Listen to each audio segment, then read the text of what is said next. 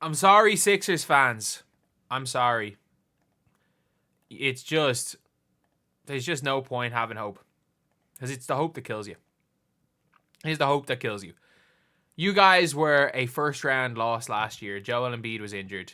And now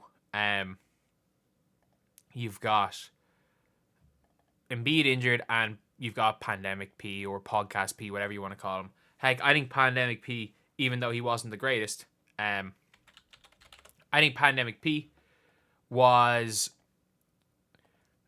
better than Podcast P era. This is the Podcast P era of Paul George. This man right here is not very good. He's averaging 16 points per game and 41% shooting at 34 years old. Yeah. His last 2 games, he had 5 points and 11. And the worst part is that this team is now in no man's land. They're in no man's land. They are now in a situation where they're probably not going to make the play-in, nor are they going to make... They're not going to make the play-in, nor are they going to make the playoffs, and they're not going to keep their pick. They need a top 6 pick to keep it. They have, in fairness, they have the 7th worst record in the NBA. So it's not that crazy for them to not get a top 6 pick. But you just know that they're going to mess it up and somehow finish ahead of the Brooklyn Nets. Like, they're 3 games behind. Well, they're a game and a half behind. Well, they're not going to win these 3 games in a row. Let's be real. The Detroit Pistons. And yes, they are 6-4 in their last couple of games. But look who their games have been against. Like, they beat the Hornets twice. So what were the games they won? They beat the Hornets. Well, they beat the Hornets 3 times this year. But, like, so far, they got killed by the Cavs. They beat the Hornets. Got killed by the Pacers. Beat the Bulls. In fairness, they beat the Franz Wagnerless Magic, I guess.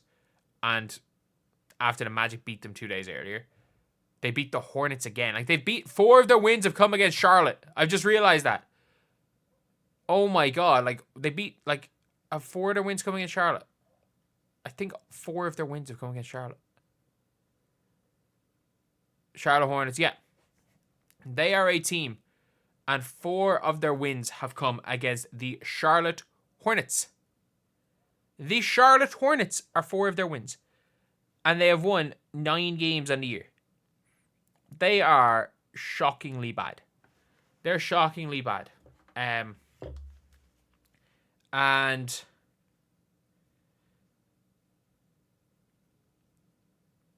But they've got PG tied up. And they can't do anything with his contract. Like, they actually can't. Because he is a non-factor. He is shooting 41% on the year. Paul George signed a maximum contract. You signed Paul George to a max till 2027. And he has a player option till 2028. You are going to be paying Paul George, a 37-year-old Paul George, $56 million. And he's already washed. He's already washed at 34. And you are going to be paying, you make the playoffs 2028, a 38-year-old Paul George, $56 million. And he is untradeable because he has a 15% trade bonus. He has a 15% trade bonus. Like, what does that mean? If he gets traded, you're paying him what? What's 15% added to that? You're paying him over nearly $65 million. You're paying the guy nearly $65 million to play basketball at 38 years old. This is one of the worst contracts ever. And, like, teams need to stop giving maxes to guys in their mid-30s. Like, the man is washed. And whoever his agent is, I'm going to say this, you're the greatest agent in the history of sports. The only greater agent is the agent that got Zion Williamson a max despite not playing basketball. I'm telling you, it is scary how dumb some of these front offices are. Some of these GMs are. And you've got Daryl Morey talking a big game about how smart he is. Like, I'll stand by this. Daryl Morey is one of those dumb GMs that I'm talking about. Genuinely. Like, has he made a smart decision since he brought Harden and CP3 together? He had Russell Westbrook playing center in Houston. And then when Houston got rid of him, he kept Ben Simmons in Philadelphia. And in fairness, he did get he got Harden for Simmons, which is pretty big, I guess. But like, still, like, I can't